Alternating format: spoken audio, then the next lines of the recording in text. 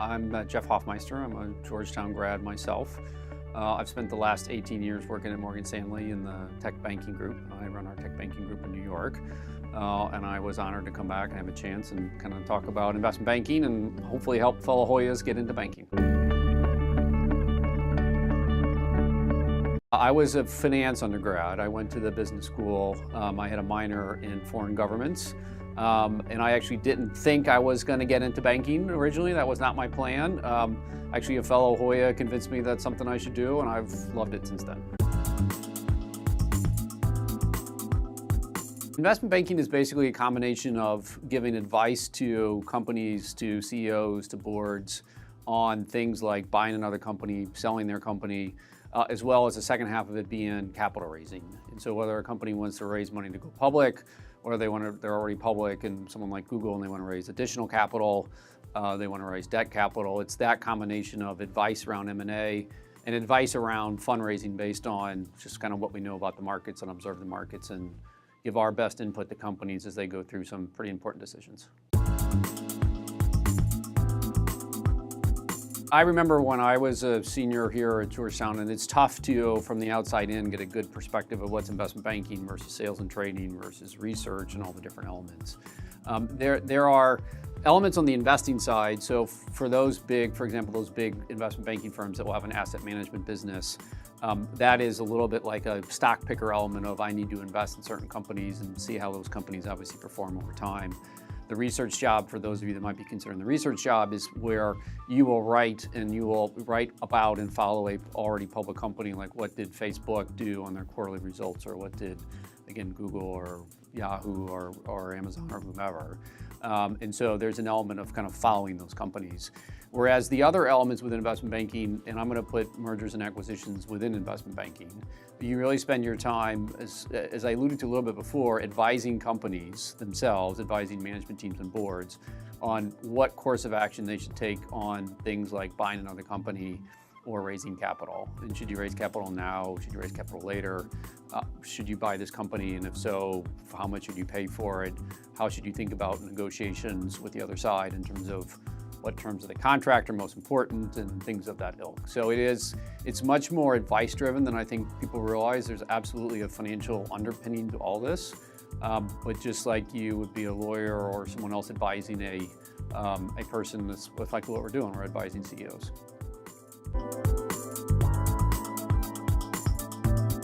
I think when you start in investment banking, a lot of it is numbers driven because a lot of the advice we need to give is based on rather complex financial analysis where we need someone to basically build out that model. Or like I can only give advice to a CEO if we've done a very good job looking at all the elements of one company is going to buy another.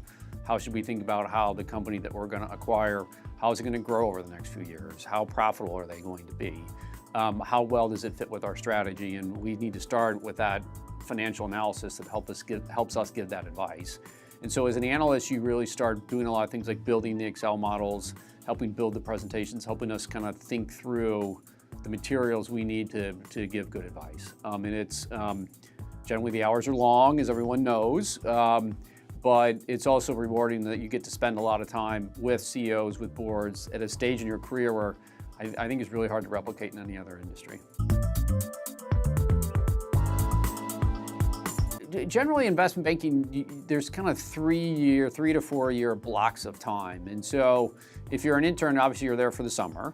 If you were to join a bank full-time after you graduate, most people are an analyst, as they would say in investment banking, for 2 or 3 years. And then you would become an associate. When you're an associate, you're kind of a mix of people that maybe went straight through from undergrad or other people that had an MBA. For the most time, you're an associate for 3 or 4 years. You then would be a vice president for 3 or 4 years, and you kind of continue up the chain. Most people, by the time you get to whether the term is partner or managing director or whatever specific label, moniker your firm uses, that's generally about a 12 to 14 year progression. I think the internship's important for 2 reasons. Like any internship, you're just gonna learn a lot about the business, and especially if you haven't had any exposure to it before, this gives you a chance to just understand, do I like it? Like, do I want to do banking versus research, or maybe you're thinking about financial services versus consulting, and it gives you a chance to just learn. And so I think a lot of times people go through this and they think, well, this is a 3-month interview, I'm getting interviewed the whole time, and I got to figure out if I get a job at the end of the summer. Like, I'd encourage you to do an interview with a firm, do an interview with the industry. Like, take the time to grab coffee with some of the senior people that you're there with, kind of take someone out to lunch, have these conversations, and you should interview the institution, interview the industry, and see if it's something you want to do. The other thing too, though, which I think I wouldn't say is unique to investment banking, but it happens more so than most other industries, is to get a job at a firm when you didn't work there the summer before, the summer between your junior and your senior year. It's hard, because in any given year, I think our full-time slots are 80 to 90% filled by people that were summer interns with us. And so you'll still have super days and other things where you can have a chance even though you didn't work for us for the summer. Or maybe you worked at another firm and we saw that you did a good job at firm X, and so we want to try and hire you as well. But it's really, you really have to get yourself kind of in the funnel, in the queue. And so that's why it's pretty important. The informational interviews are important for a couple of reasons. Number one, one of the things that I see in investment banking, and I'm sure you see it in other industries as well, in consulting and the legal profession, I think it's hard, as I've alluded to before, from the outside looking in to really understand it. And so you really stand out as a candidate, as an interviewee, if the interviewer kind of gets a sense that you've done your homework. Like, for lack of a better way of saying it, like, you understand what you're getting into. Like, these are the positives about the industries and these are the negatives about the industries you're thinking about. And informational interviews can really help you do that. I think some people go to informational interviews and feel like, oh, I need to find this person and I really need to impress them, and that's my entree into the firm. That's an element of it, but I think what's more important is you need to kind of soak it all in. You should ask the same question of 3 or 4 people at one informational interview and 3 or 4 people at the next informational interview. If you have 1 or 2 firms you really want to work at after your career or after Georgetown, yes, I would go to those informational interviews. Do you have to go to all of them? No. But the other thing too, which I think sometimes people underestimate, is the importance of the people that graduated a year or 2 ahead of you. And a lot of times they're at the informational interviews, and a lot of times what if there's a prospective candidate, I'll ask the people who just joined us within the last year, hey, did you know this person on campus? Kind of what do you think of the classes they took? Like, things of that ilk. So spend some time with the people that are just a year or 2 ahead of you there, because they're important in the process as well. Every firm has a unique culture, but culture is hard to describe. It's just like Georgetown feels different than any other school in its own almost indescribable way from the outside looking in. You kind of have to feel it. Very true for all the firms.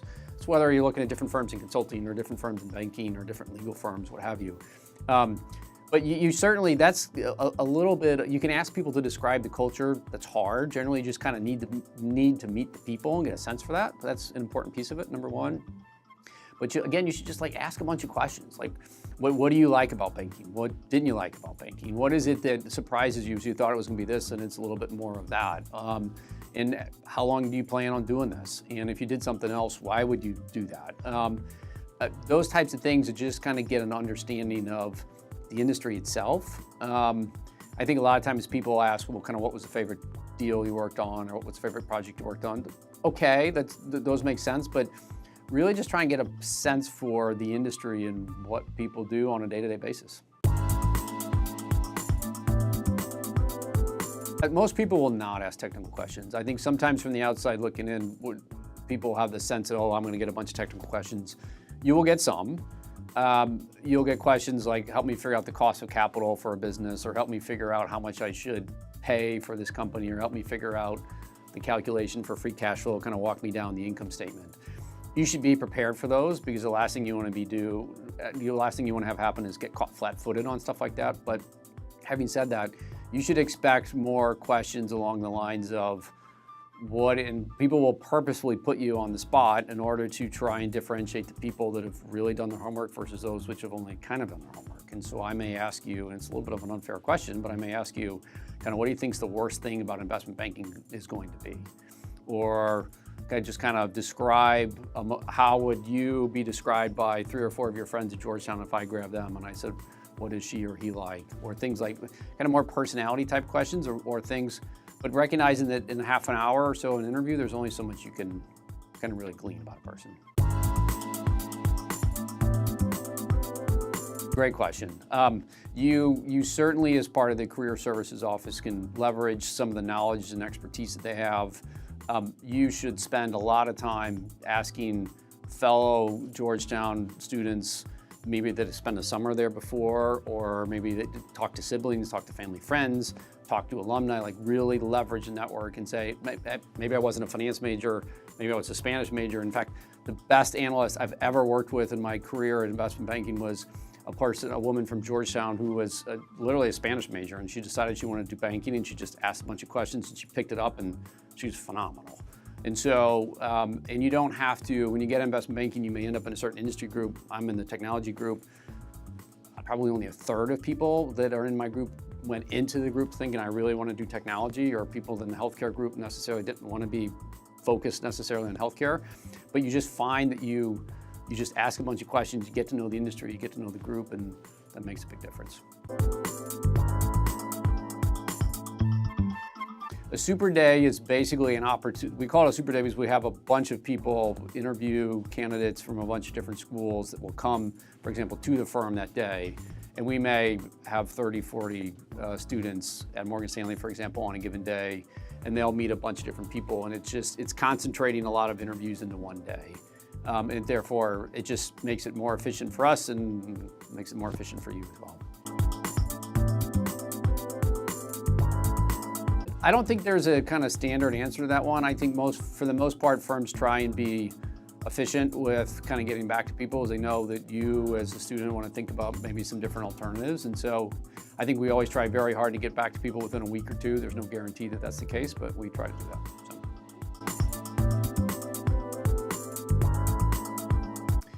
An intern is successful on two fronts. You have to consider it successful because you learned a lot. Like if you went into the summer saying, I want to figure out if investment banking is right for me, or I want to figure out if this firm is right for me, like you should actively think about that. And again, you should spend time with people in the group that you're working with. You should grab people, maybe Georgetown students in another industry group, in other departments.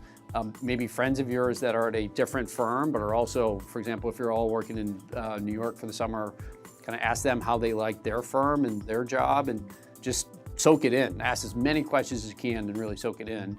And obviously the other element of this, do you want to get an offer at the end of the summer? Not everybody gets an offer, and I would really encourage you to do a great job so that you do have an offer for the summer, even if you're not sure you want to work at that firm, because this gives you an opportunity. If you worked at a different firm last summer and you're interviewing with me this year, I'm going to ask you, did you get an offer from your other firm? And so it's an optionality, and it's just kind of the smart thing to do. It varies by firm. The bigger the firm, generally, it is a little bit harder to move, but it also depends on how far you want to move. Meaning, if you think about this in concentric circles, the further out you want to go, the harder it becomes. And so if you worked in investment banking and you tell me you want to work in capital markets, I'm like, that's not that hard. If you work in investment banking and you tell me you want to work in research, definitely still doable, it's just a little bit harder. But I would also encourage you to start thinking about that as early in the summer as you can. And so if you're half or 2/3 of the way through the summer and you say, maybe banking's not for me, maybe I want to work in sales and trading, or maybe I want to work in asset management, I'd encourage you to just seek people out that are in those divisions and start asking those questions sooner rather than later. Take advantage of or maybe at a different firm. Kind of while you're there in New York or whichever city you're in, just ask around before you just kind of get to the end of the summer and you have an offer from a department that maybe is not right for you.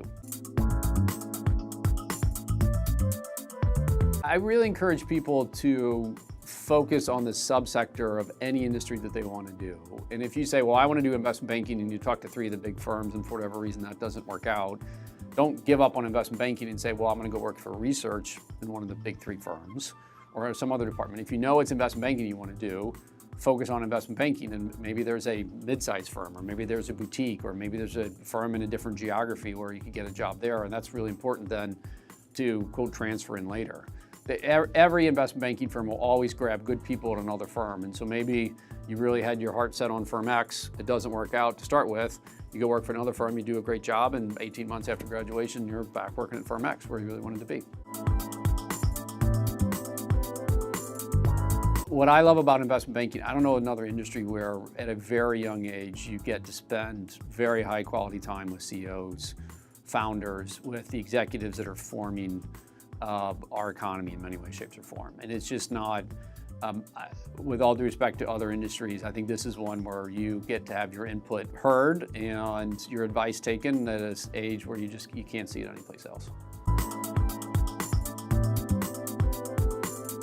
I think a lot of people go into investment banking say, I want to do it for a couple of years, and maybe I go to business school, or maybe I try another industry. We see that a lot. We also have a lot of people that just go straight through. And I think for the people who are in investment banking and love it, they say to themselves, well, I could go to business school or do something else, but I really like what I'm doing, so why don't I stay here? I don't have a silver bullet answer for you on that one. I think what you do is you find that you're kind of 6, 12, 18 months in. I think you get a sense for what you're doing on a daily basis. You look at the quote more senior people that have been there longer, what they're doing on a daily basis, and you look at them and you say, is that what I want to be doing? Does it look like they're enjoying their job? Is that where I want to find myself in 3, 5, 10 years? I think that's a key indicator. So. Yeah, I think for investment banking, everyone talks about the long hours, and they are long, there's no question. I think the other thing too, though, is the hours, like any customer service job, though, whether you're in consulting or whether you're at a law firm or whether you're in banking, you're providing advice, you're providing a service to someone else. And so your hours can change, or your schedule can change quickly because a client needs your help. And so that's the other thing. In addition to long hours, it's just you have to be really good with managing changes in schedule and juggling a bunch of things at one time. That combination is one which some people like and other people don't. I would go back to a point I made before about do your homework, ask a bunch of questions, ask the same question of multiple people. Again, classmates, people who graduated a year or two ago, people that graduated 5, 10 years ago, family, friends, siblings, kind of just ask and ask and ask, because you would be surprised how often or how much you stand out if you have a good understanding of investment banking and you can answer those questions, because a lot of people have a cursory understanding of it. They just don't do nearly as well in the interview process as the people that have really done their homework.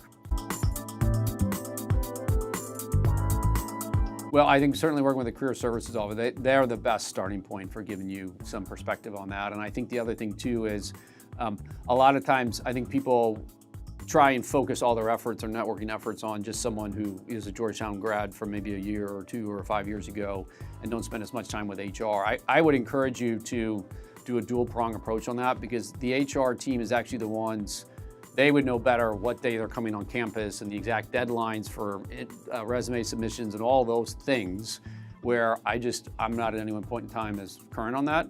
And so you got to do both. So stay on top of the process with the HR department and the career services department, and then stay on kind of the sense of what's going on at the firm via some of the recent alumni.